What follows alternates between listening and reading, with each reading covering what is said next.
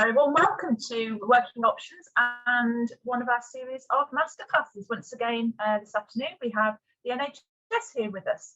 I'm Claire McMaster, the Head of Programme for Working Options, and we're a charity that provides a variety of interactions that allows young people to fulfil their potential and have that opportunity of developing their employability and life skills, and most importantly today, providing that valuable interaction with employers. And this masterclass is part of our complete career pathways programme. Within this masterclass, you'll be given an insight into some key roles, specifically within the NHS's non-clinical sector today, raising awareness and just giving you some pathways available, discussing key skills that are needed and the qualities that the NHS will be looking for when they look through their recruitment process, particularly with their non-clinical aspect. It's a great opportunity for you to ask questions of our panellists. They're the ones in the know. So please make sure you do. Please put any questions you have into chat. If we don't have time to answer everything in the session, then we do have an opportunity to get the questions out to our experts and we'll get those answers to you as well. So I'm delighted to have Rob and his team with us today. The session is being recorded, so if you do have to leave or you miss part of it, you will get the recording link so you can look through again at your leisure. But make the most of today, ask questions, and I'll hand over now to Rob to introduce his team and take the session away. Rob, very warm welcome. Brilliant. Thanks very much, Claire, and thanks for everyone attending today. Hopefully this will be a really useful session for you. So I'm Rob Brooks. I work for a part of the NHS called Health Education England, and we are, I suppose, in a nutshell, responsible for ensuring that the NHS has enough people with the right skills and knowledge to be able to deliver all of the services that the NHS currently provides. My role specifically is that I work across the East of England region, and I support all of our employers in the region with the implementation of their apprenticeship programs and also the implementation of programs that we would call talent for care. So that is anything that is related to sort of pipeline activity to get into the NHS, so work experience, internships, T-levels, traineeships, quite a broad range of activities. And I support all of our hospital trusts, community trusts, mental health trusts, and our primary care and social care partners too. My background is that I originally, before coming to Health Education England, worked in a specialist eye trust where I managed the in-house apprenticeship programs and some other learning and development activity. I also have been an apprentice, so I undertook a HR management apprenticeship while in the NHS, so I've got quite a broad range of experience. And today, as Claire mentioned, you're going to hear from some colleagues who have what we would term non-clinical roles. So clinical roles would be those that are, I suppose, involved in the direct provision of care. So people who are directly giving care to patients. Non-clinical roles are, I guess, broadly speaking, all of the other roles that support that to happen. So I guess without making it sound too trumped up, we are the, I guess, enablers of our clinical staff to be able to give the best patient care possible. And you're going to hear from a broad range of people with a broad range of roles and experience today. So I will start with introducing my colleague Jasmine. Hello, hiya. So yeah, my name's Jasmine Willis and I'm the Career Development Manager at the Norfolk and Norwich University Hospital. So just a little bit about my NHS career. So I actually started in the NHS as an apprentice, a level 2 business administration apprentice, and worked in a team called the Quality and Risk Assurance team. And then I've done a level 3 apprenticeship and also a level 6 chartered management apprenticeship as well. So I've come completely through the apprenticeship route through with my NHS career. and now I'm the career development manager at the Norfolk and Norwich. So like Rob said, I manage the apprenticeship and talent for care programs, so those pipeline activities. So my job is all about supporting people to come and work in the NHS and get all of the skills, knowledge and behaviours that they need to excel and develop in their career with us. Brilliant. Thanks. Yeah, sorry, I struggled to unmute myself there. It's only been 2.5 years working on Teams, and I still can't unmute myself. Thanks very much for that, Yaz. Again, for attendees, if you want to ask questions in the chat, you're more than welcome to put them in as we go along, or once everyone's introduced themselves, you can sort of pop yourself on screen and ask questions directly if you wish to. So next we have Ravi. Hello everyone. Hi, I'm Ravi. I work at Bedford Hospital. My role is transport and accommodation manager. Basically, I oversee all the staff parking permits that come through to myself, and I look after the medical student accommodation. So we currently have students coming in from Cambridge and Leicester. In total, give or take, about 100 students at any one time. So it's like managing 100 flats basically for them. Wow, that sounds pretty busy, Ravi. Yeah. Brilliant. Thank you for that introduction, Ravi. And next on the list we have Yvonne. Hello. Can you hear me? Yeah, we can hear you. Yeah, Hi, Yvonne. Hi all. I've only recently come to the NHS. This is only my 3rd year. I work for support services at Milton Keynes University Hospital. I'm a support team supervisor, and in our trust, I know it differs in trusts. We look after portering primarily, but we also support the whole of the hospital on cardiac arrests, major hemorrhages. We support security when we have a helicopter in. So it's really diverse role we've got here. Before joining the NHS, I was office manager, sales, admin, and a chef. So completely different change for me. Obviously high pace, which is good. But yeah, I actually broke my ankle and decided I want to help people because I got such good care at the hospital. So yeah, completely new, but really enjoying it. And we've got a very diverse team, lots of variety. So yeah, open to everybody, as I say.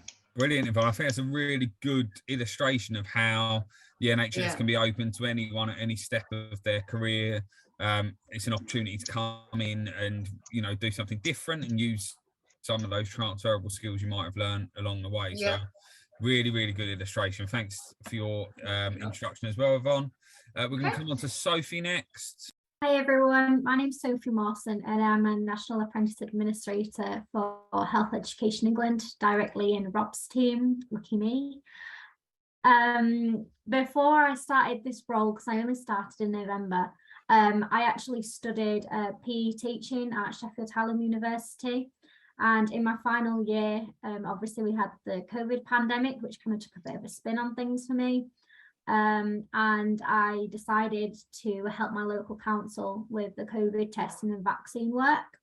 And after doing that, when obviously the restrictions have kind of come to a bit of a standstill, I decided I wanted to carry on working with the NHS because it was just so great and everyone was so lovely.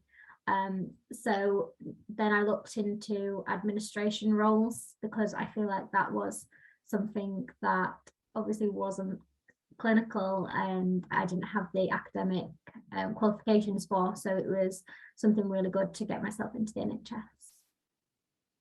Brilliant, thanks Sophie. I'll take it I'm one of the lovely people that you refer to there. I'll accept that compliment. And next we have James. James, you want to introduce yourself? Yeah, hi everyone. My name's James Sharp. I'm the Digital Media and Marketing Lead for Mid and South Essex Integrated Care System. And I work as part of the Communications and Engagement team. Before I before I move on to kind of my role, but communications is a really broad role, ranging team, and there's a lot of disciplines within the team. So you can look at anything from like kind of media relations to campaign management, but I kind of focus on digital media and marketing. So that my job basically is, my responsibility is to ensure the population that we serve, so our local residents, all have an excellent digital experience when they come into contact with us. So kind of some of the things that me and my team look at, we look at social media. So that might be organic social media or paid for advertising, website development, e-marketing, video production, podcasting, any kind of type of digital engagement. But we also look at brands as well, and graphic design, and how we apply that to kind of the print as well. How I got into kind of this, I actually didn't train in this area at all. I trained as a journalist, but when I graduated back in 2008, now it was at the height of the recession we had then, and I couldn't kind of get a job in journalism, so I kind of was looking at what transferable skills I could use from my degree, and marketing and PR and communications was one of those areas where I could use a lot of my skills. And I got a job as a marketing assistant in an energy company. I did that for about 5 years, and then I've been in NHS Communications now for around six and a half years. And actually what I like about it is, actually, although we're not frontline, we still make a difference to patients and people's lives through the communications we've done. So to give you an example, I've recently done a campaign that got people into mental health services. That's kind of a really rewarding thing to be able to do, and we do a lot around health inequalities as well, and getting people kind of into the care that they need. So yeah, really wide-ranging, varied job. Brilliant, thanks, James. And yet another example of someone who's coming through a slightly different route. So yeah, brilliant, thank you. Next up we have Helen. Afternoon, everyone. My name is Cook. I'm the supply chain manager at Bedfordshire Hospitals. So I work as part of the procurement team, which most people don't necessarily know what procurement is, but it's basically doing the shopping. Most people don't realise that all those bits and pieces that our clinical colleagues need come from little teams like ours. So I look after 10 people on each hospital site who order all the consumable goods and distribute them to the ward areas. I kind of fell into it, like most of my colleagues are saying as well. I started in the trust as a housekeeper on our emergency assessment unit. So I had a really wide-ranging job there with sort of giving patients tea, doing general office chores, but part of my role was looking after the stock on the ward and making sure there was supplies. And over time, a position came up within the stores team because I'd been helping them out. They said, do you want to come and work for us? So I basically moved into that team and started doing the shopping, as I call it, for our critical care, so our ITU, our emergency departments and some wards. It's really rewarding because you know that you're actually making a difference. If you haven't got a product there, then your patients are going to suffer. So although it sounds quite dull, it can be really exciting when things are going wrong and you've got to find something quick. And I'm lucky enough that I've had a really good support from my management structure. So as I say, I've kind of worked myself up, and I now run both teams, which is sometimes challenging with all the supply issues like going on sometimes. But again, it's really rewarding to know that you're making a difference. Brilliant. Thanks so much, Helen. And last but not least, Chris. Hi, good afternoon, everyone. I work for Birmingham Community Healthcare as a Service Improvement and Development Officer, which is a fancy way of saying project manager. I started in the NHS about 4 years ago now as a business management apprenticeship, studying business management through a degree. Prior to that, I worked in manufacturing and sales, and then moved into the NHS as needed a more challenging role. Brilliant. Thank you very much. So, as you have heard, everyone has some quite diverse backgrounds, diverse sort of entry routes into the NHS, and we've got quite a diverse range of roles. So I don't know whether anyone has got any questions they want to ask. I haven't seen anything come up in the chat. But what I might do is, if I start with asking some questions, and then if anyone thinks of any, maybe drop them in the chat and we can answer them as we go along. So I'll start with Yvonne, how did you find out about sort of the types of role? You know, you mentioned that you came in from a very different career, very different sector. How did you even find out about working in the NHS? Initially, I just went on the NHS website. Well, I looked at Luton, Northampton, Bedfordshire, the local hospitals to me. I saw what was available, and yeah, you don't actually know in the background what goes on in a hospital. So many different roles, and I was interested in portering part-time because I had I still got a little girl, but she was younger then, so I could only do really part-time work because it was 24/7. So I started off so I just applied, got the role. I'm now full-time. So yeah, I looked on the NHS website, and you can use it. It's UK-wide, so it's really, yeah, really good site to look at if you're looking at anything. Brilliant. Yeah, I definitely echo that. You've got a couple of websites that are really, really good. So one is the NHS Careers website, which gives you a really good overview of all of the career opportunities in the NHS, and then NHS Jobs, which is where the sort of live adverts will be advertised for roles. So it's a really good way of seeing what sort of roles are out there. And I guess, Yaz, if I come to you, you started your career in the NHS. So how did you, as a young person coming in, how did you find out about the sort of careers that were available to you? So yeah, I started my career in the NHS as an apprentice. So I'd been to sixth form. I went to East Norfolk sixth form, then I went to Great Yarmouth College. So I'd done my A-levels and I'd done beauty therapy and stuff. Sorry, my cat's decided now that I'm talking to come over. And basically I was working behind a bar and at Patel, and I just didn't know what I wanted to do. And my friend had done an apprenticeship in the NHS. So she was like a palliative care support secretary. And she said, I've really enjoyed my apprenticeship. Do you want to like have a little look? So she said to me about NHS Jobs. So I applied for a few apprenticeships on there and started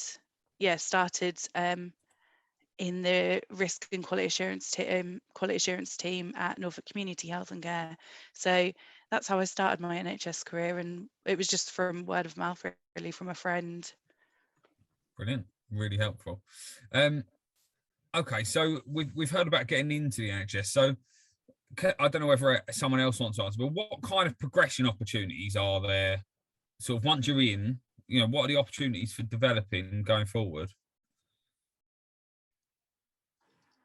I don't mind jumping in on that one. Please do, yeah. I think it's there's lots of different routes to progress once you're in. You don't necessarily know what goes on. As Yvonne said, there's so much that goes on behind the scenes in a hospital that you just don't even think of. You clearly think of your doctors and nurses giving the direct patient care. But all those support services, they're so important and they're so wide ranging. And there's so many that people aren't even on this call. I'm very lucky that, as I said, I have a really supportive manager, and we've managed to develop the team, because goods coming into the hospitals are something that's never going to change, and actually is only increasing as the number of people needing treatment come through. So we've managed to grow and develop the team, and we take team members on that journey with us if they want that, if they show that interest in learning. But I think also, once you do see what's going on, there are a number of opportunities. And again, going back to what Yvonne said, looking at that NHS Jobs website, maybe something slightly different to what you're doing in another trust. But there's just so much. And once you've got those skills, I think as long as you advertise yourself on your applications and make those skills obvious, then it's really easy to move on.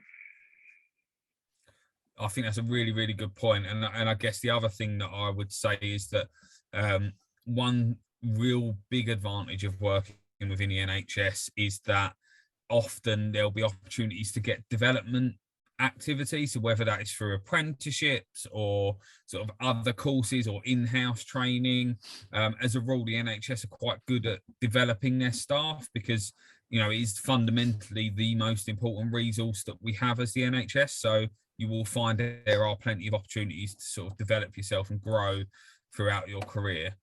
I would back that up, Rob, as well, because actually before working for the NHS, I worked for a private corporate company, and the training and development opportunities were abysmal.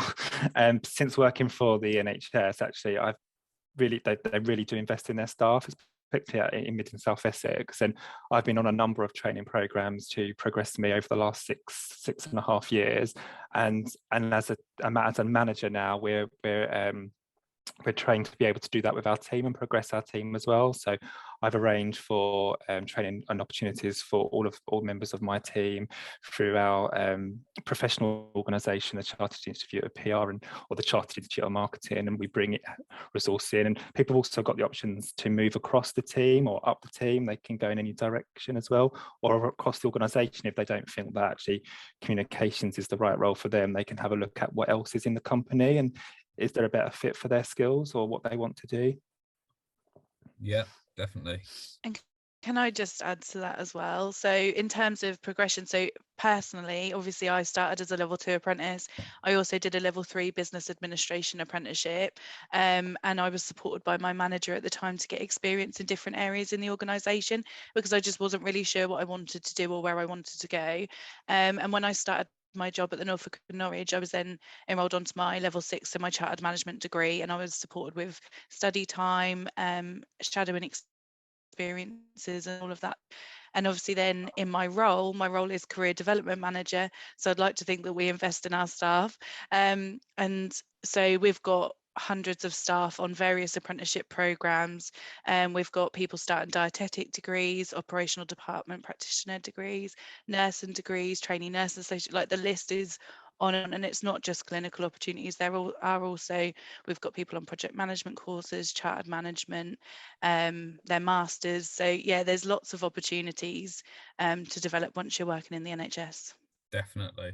And I think that kind of links in with the question that Lois has put into the chat, and I know that Nicole has already sort of answered it, as has Chris, but you know, there's definitely opportunities to move into different types of roles using your sort of transferable skills. There are over 350 different careers in the NHS, so there are lots and lots of opportunities to sort of move around. And then just coming on to, there's another question in the chat as well around nursing apprenticeships.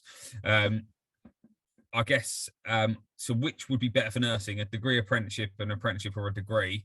It really depends on your situation. We talked in quite a lot of detail about nursing apprenticeships on the last masterclass. So I wonder whether Claire can share a link to the sort of resources and the questions from that so that you can look at it in a bit more detail and maybe hear from nurses directly on that sort of recording. That might be better for you. And then the second part of your question is, do we face any challenges within the NHS? Which is a question that's big enough to need more than an hour's worth of webinar, I imagine. So, I mean, Nicole's put a couple of examples from sort of her experience. So there are challenges within the NHS. I don't know whether it's whether they're any bigger than other industries, you know, on a personal level, on sort of a large scale level across the NHS. There are lots of sort of big challenges that the NHS faces as an organisation or as a collection of organisations. But you know, one of the best things about working for the NHS is that you're actively contributing towards the solution to some of those challenges, I'd like to think. So yeah, by all means keep firing in the questions. In the meantime, Ravi, I wonder whether you can answer this. So a hot topic on a lot of these calls is work experience, and we know that, you know, COVID permitting, work experience is a challenge at the moment, but in your sort of department, is work experience readily available? Is it something that people could get involved in? It is readily available and they can get involved in it. And like many of the people on this call, I started off as a bank porter. I worked my way up. I became full-time. Then I became a charge hand for the boys, then a supervisor for them and a manager. And then I moved roles into the current role I'm in. So there's always opportunity for progression within the trust. And they do invest in you. Some people are happy in the role they're in and they're happy to stay there. For me, I was given the opportunity to progress, so I took it. I've done the courses available, and I'm sat here in front of you, managing a total different role altogether from where I started within a 7-year period. So the progression and the opportunities are definitely there. If you're willing to take the chance and put the effort in, it will reward you. Excellent advice, Ravi. Thank you for that.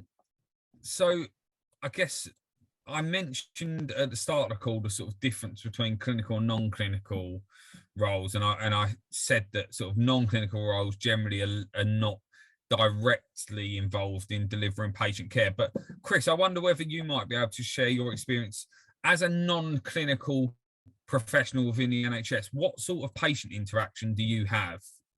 So throughout my apprenticeship, that's where I had the most patient interaction. This was kind of dealing with queries, putting them at ease about things that are happening with their care, things that are written down, follow-up appointments, booking everything in. And also I remember one time, because my apprenticeship was in London, and this accent will give away that I'm not a native of London, and I had a patient call up that was from a similar area to myself, and it was just going that little extra mile and helping them with the journey from the Midlands to London Euston, and then navigating the tube journey through that. So it can vary, but it is just a supportive role and being that friendly face there for the patients.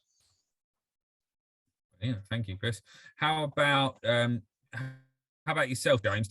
Obviously you're in marketing and comms. What sort of interaction do you have with patients, if any? So we have a lot of interaction with patients in marketing and communications, especially our engagement section of the team, because they're about patient involvement and making sure that patients are involved in all of the marketing and communications we do.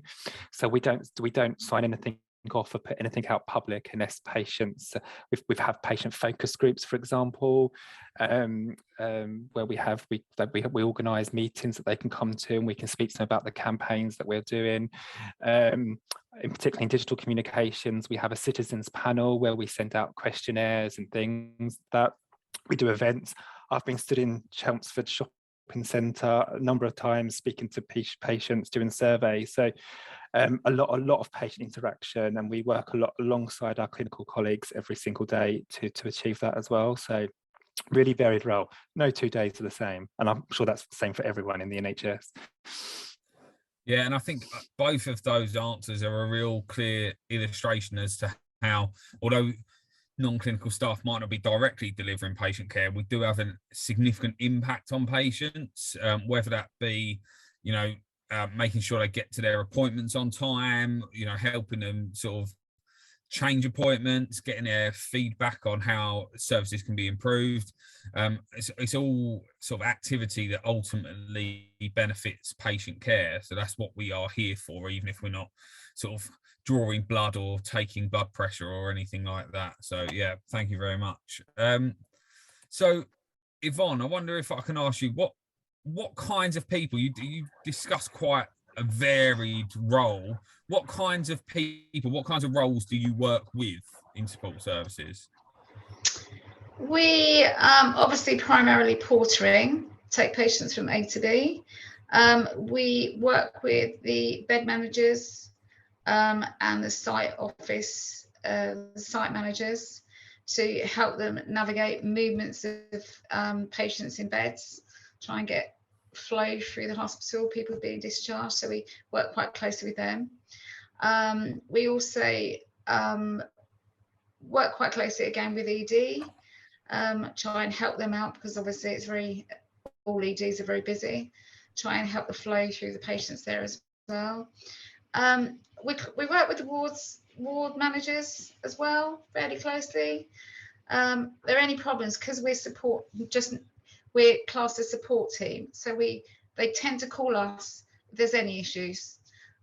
Domestics, we help out, catering, ferrying furniture from A to B, getting birds out of corridors. That's the one that we've had a few times. We help with security on code victors, any patients that might not be having a very good day, we help those. So yeah, most of the trust, from domestics up to site management, we are on a daily basis. So it is really varied. Yeah, it's a huge spread of people that you yeah. come across there massively. Wow. Yes, I mean, I'm not sure if I'd be able to cope with trying to get a bird out of a corridor, to be honest. More than once that's occurred. Sounds like a challenge beyond me, if I'm honest. So I guess another question for me, maybe if I get Yaz to answer this one, what would your main bit of advice be for students who are graduating this summer, whether that be from sort of A levels, GCSEs, or if even university? What would your main bit of advice be for those who want to go into the NHS? So I guess it would be, so you already mentioned about the Health Careers website. That is actually, it's an excellent website in terms of having a look at the options that are available and all of the different careers. I'd say get in contact with somebody at your local or at a local NHS organisation, not just hospital, but obviously we've got primary care and community care, mental health trust, but whatever kind of area you want to go into, and just find out as much information as you can, because a lot of people hear about, like, we're all in non-clinical roles, and a lot of those, I didn't know my role existed, but before I was in the NHS, probably until I looked into it a little bit more. But having a conversation with someone, so at our trust we offer one-to-one careers chats, but just getting in touch with someone to find out more about NHS roles. If there's work experience available or volunteering opportunities, they're always a brilliant way to experience the organisation.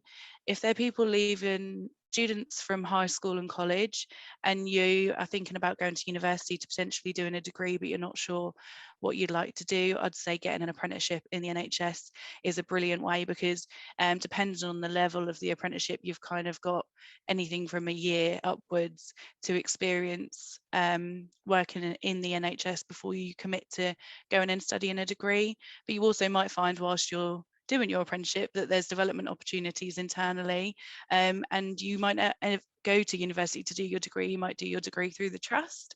And this is going to sound crazy, but I always say the thing that prepared me the most for working in the NHS was working behind a bar, because genuinely the people skills are what you need when you work in the NHS, the communication skills, problem solving. And so yeah, when I was 18 I worked behind a bar until I was 21, and I would say that that prepared me the most in terms of building my confidence, having a job, all of those soft skills that come along with working in the NHS, the things that you need, definitely, like I said, the people skills. We've all said today about how we communicate with various people across the organisation, whether that's internally or patients. So any part-time job that you can do will support you as well with applying for NHS jobs. Brilliant, thanks, Yaz. And I might ask you a follow-up question, but if anyone else wants to chip in here, please do. So you obviously mentioned about apprenticeships. So what sort of pay and terms and conditions can apprentices normally expect to get if in the NHS? So it depends on the level of the apprenticeship and also the organisation that you apply to work for. So apprenticeship minimum wage is £4.81 an hour. Most trusts, if you're going into a level 2 or a level 3 apprenticeship, pay that about that amount, but only for the first 12 months, and then minimum wage for your age. Sometimes we offer degree level apprenticeships, and they're on what's called Annex 21. So we pay like a percentage of the qualified rate. So if at the end of your apprenticeship you're going to be a band 5, we'll pay like 60%, then 70%, and it'll increase as you go through your NHS pay. So band 5, I need to think what band 5 pay is now. So start about 24,000. Yeah, so you get a percentage and that increases throughout your apprenticeship. So yeah, it depends on the level of the apprenticeship. But if you complete an apprenticeship as career development, so I was only on apprenticeship pay for my first apprenticeship. When you complete an apprenticeship qualification alongside your job role, you then get paid what you're paid for your role, so your banded pay. So yeah, there's lots of different ways that people do it and how people are paid, but I'd say the best way to find out is on NHS jobs as well, that will say with the vacancy. And also just a tip, if people are looking for degree level apprenticeships, it might be different at other organisations, but at the Norfolk and Norwich we call them trainee instead of apprenticeship or apprentice. So we've had trainee audiologists and trainee healthcare science practitioners. So there's different wording. So I wouldn't just use the word apprentice, I'd also look at trainee opportunities. That's an excellent tip. And yeah, I mean, I'd echo the variability in the paying conditions. I would also echo depends on where you're located in the country and your local trusts. So when I was working at a hospital, we didn't pay apprenticeship minimum wage. We started everything on Annex 21 of the band, so it was a percentage of the band of the role.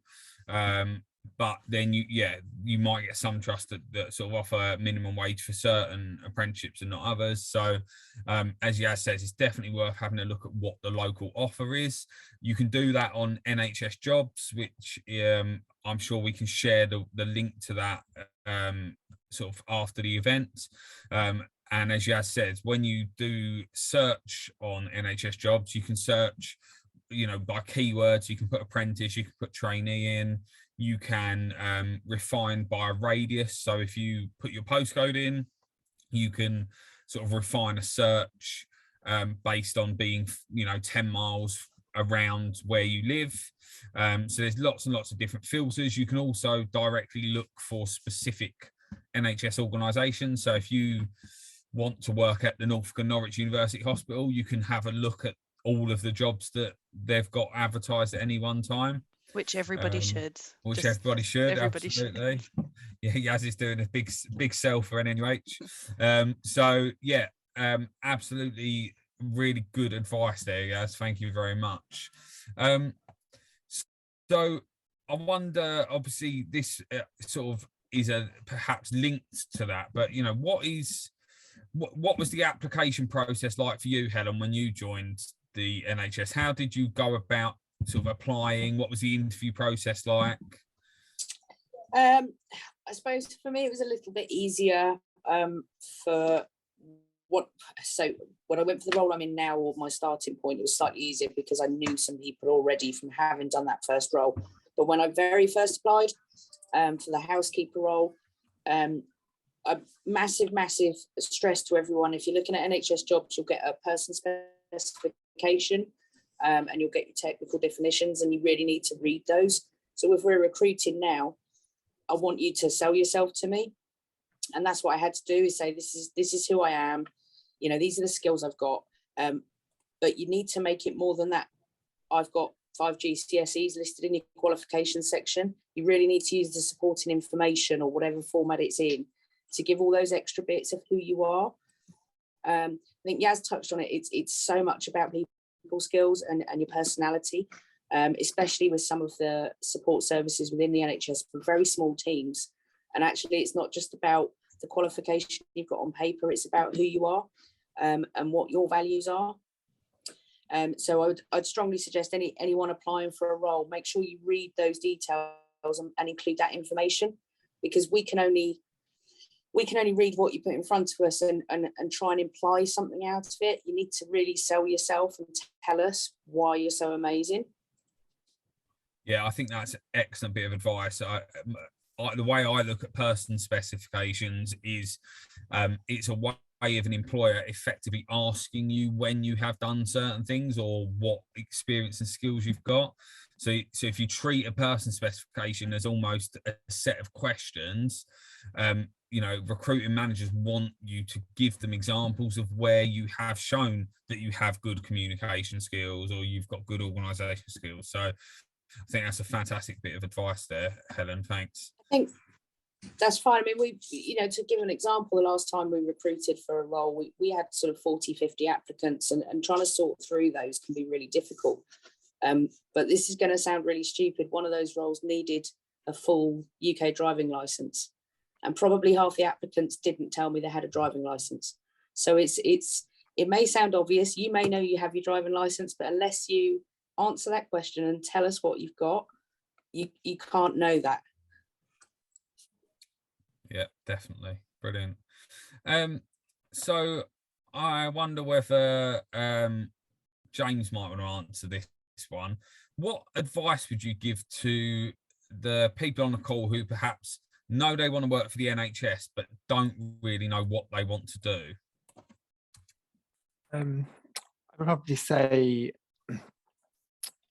looking at some the NHS Careers. Health Education England is a great website. It's got lots of information on about lots of careers. In Mid and South Essex, we've just launched, I'm going to do another plug now, we've just launched a website called Our People, Our Future, which is looking at how we can recruit people into our system, so working in health and care, and we've got job profiles on there, etc. So I really advise people to look at those.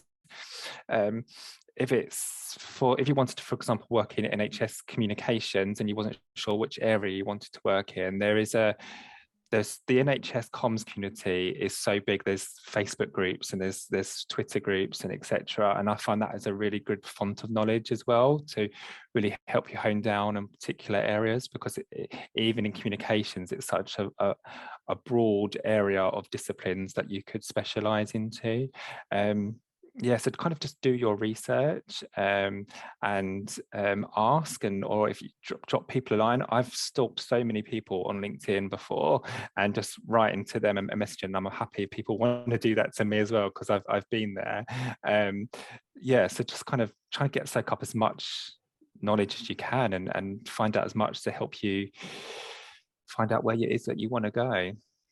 Brilliant. That's really great advice. LinkedIn stalking is definitely advised.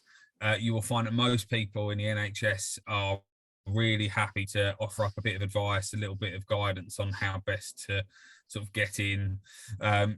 James also mentioned some of the activity going on in Mid and South Essex. In the East of England region, which is where most of us are based, we have health and care academies in each of, so we've got 6 across the region.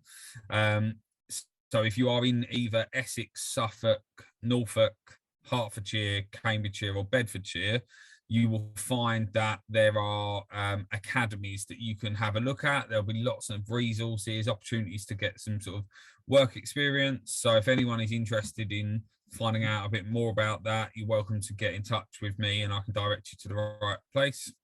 So that's really good. So I appreciate we're running slowly out of time, but Sophie, I wonder whether I can ask you a question. So you mentioned that you had a degree, you graduated. So this is maybe a 2-part question. So why did you choose an apprenticeship and not a graduate program?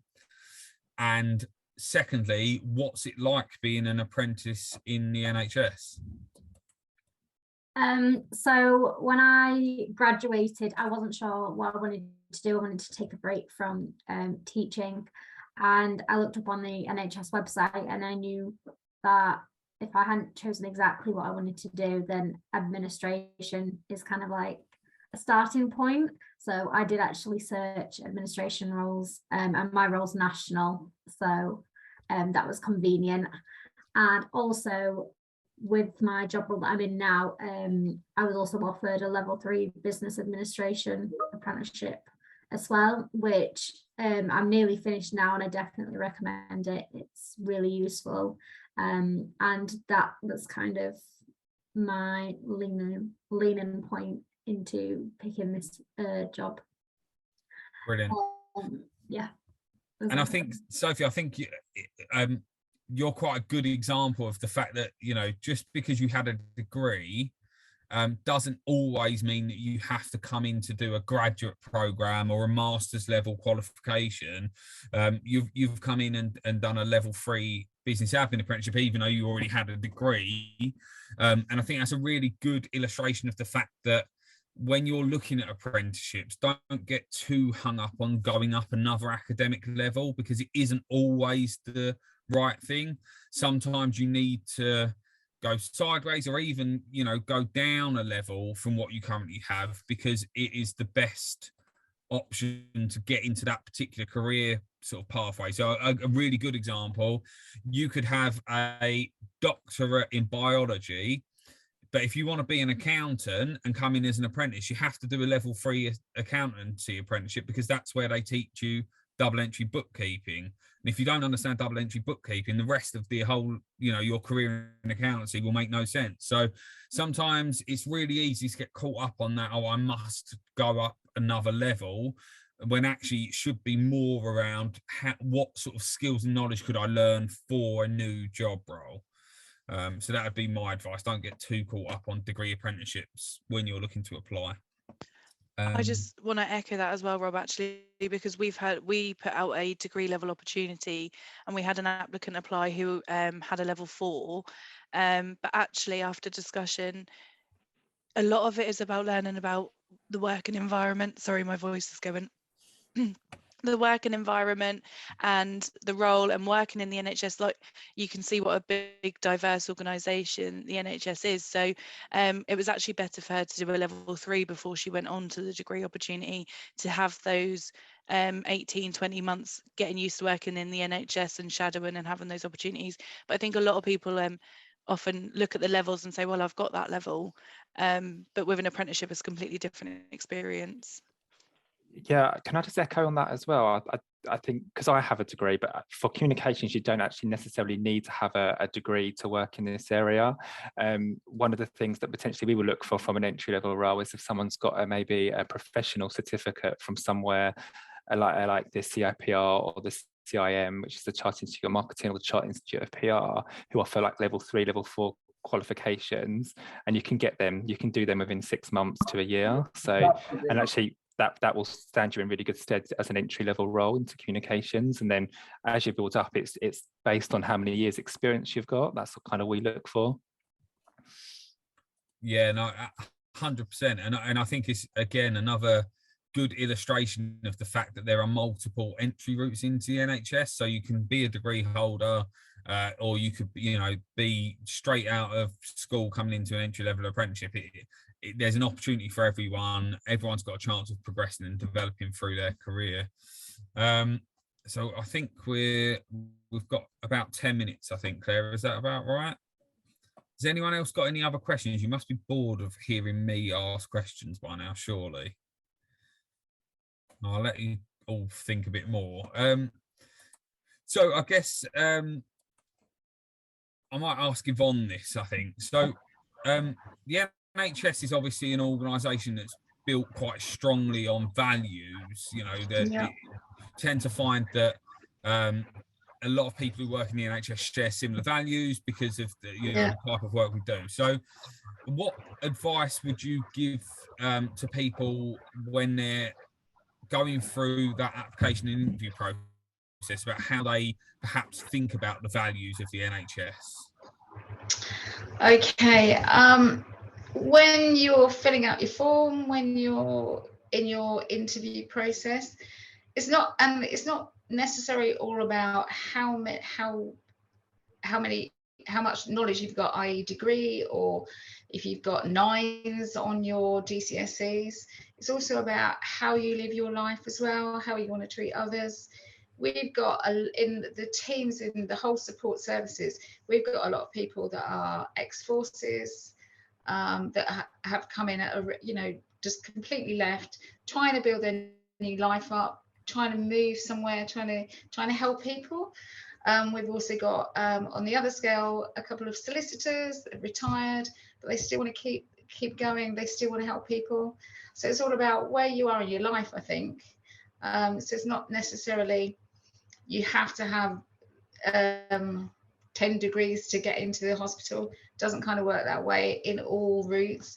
But on the other hand, you can build yourself up as well, because all the trusts, I think, will help you be more educated, or on the other hand, as you've already said, move sideways, be seconded into other groups. So yeah, just as long as you got your trust values, I think, and your morals, and you really want to help people, I think that's the main thing. I think most of us go in one way or the other to be able to say we work for the NHS and we want to help people ultimately. Definitely. And I think that really sort of chimes with the sort of diversity and inclusion that the NHS strives to have. Yeah. Sort of focusing very much on, you know, having people with similar values but from different backgrounds with different experience.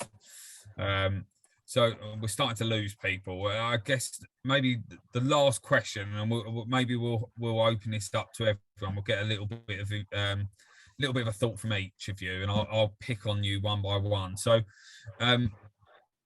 everyone's had quite a diverse and sort of rich experience to date. But what next? What are your aspirations next? Yaz, I'll come to you first. Oh, so I started in my role in October, so I'm relatively new to the career development manager role, but I finished my degree last year, so I'm looking at opportunities if I want to go on and study a level 7, so a master's level qualification. But at the moment, I'm kind of developing and learning my role and looking at whether I could do next steps of education.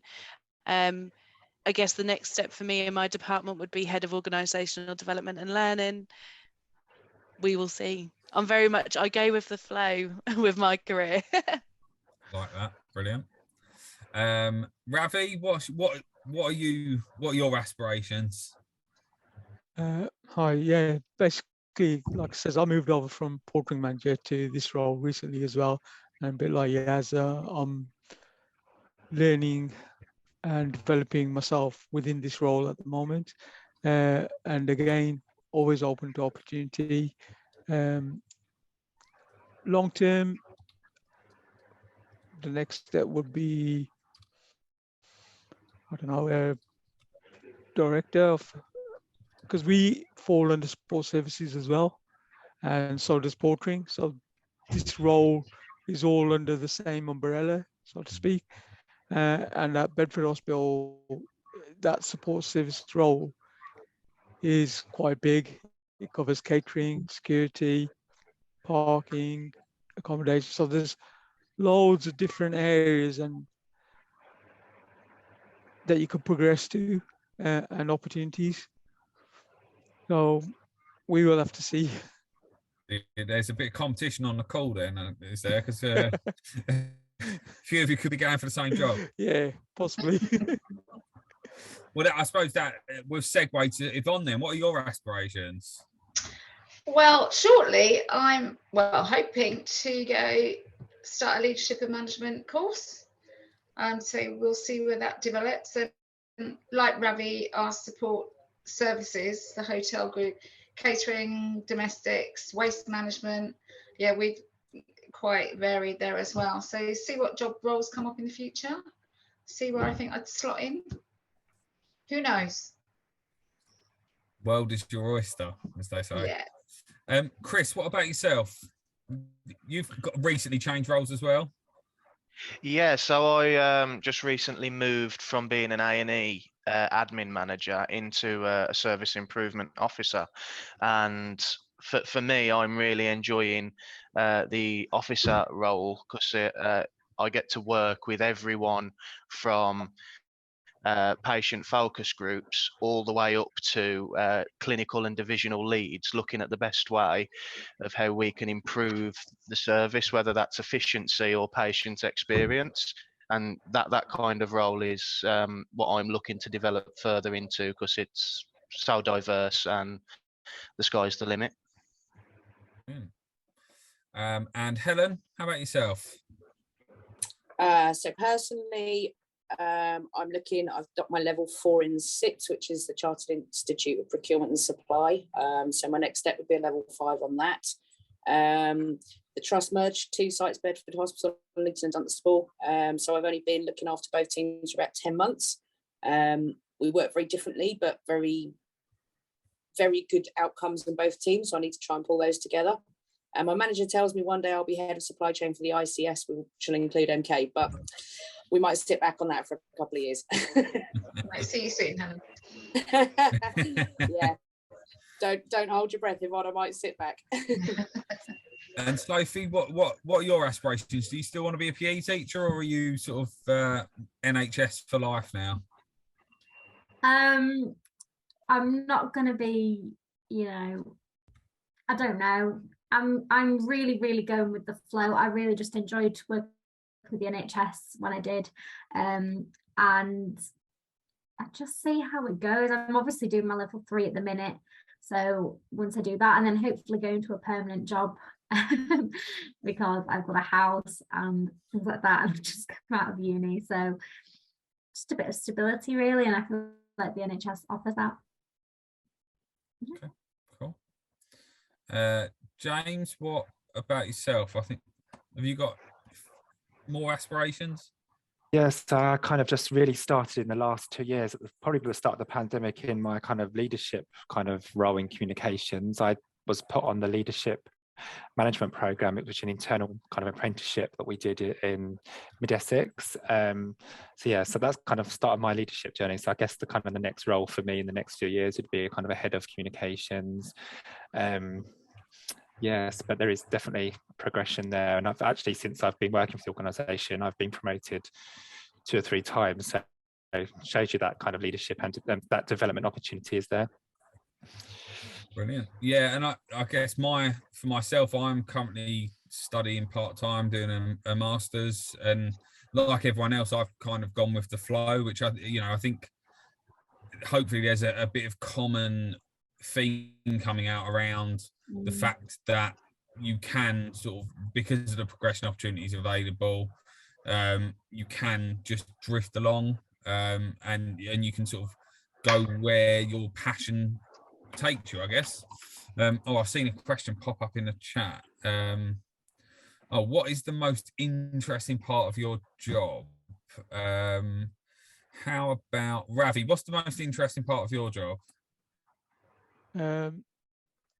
Currently, it's managing the students, the many medical students. So obviously, it's like being an NHS landlord for me.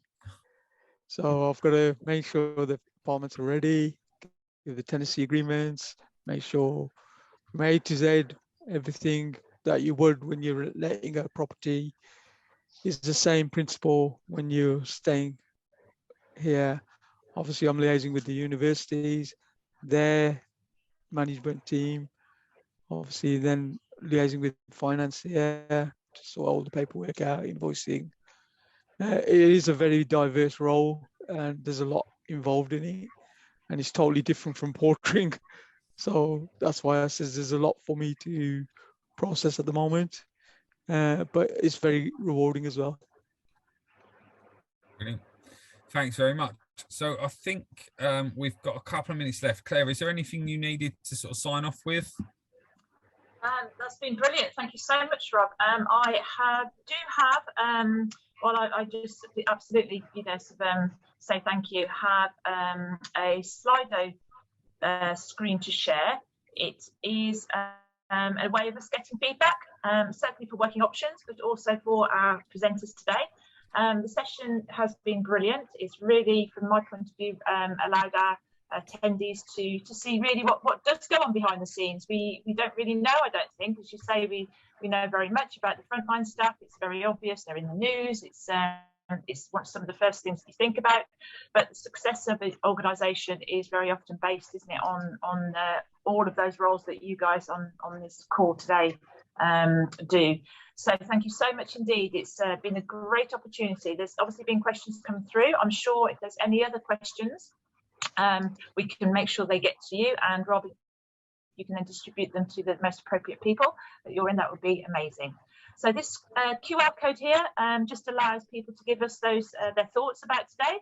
So just from Working Options and on behalf of Working Options and our students and educators, thank you so much to everyone that's joined.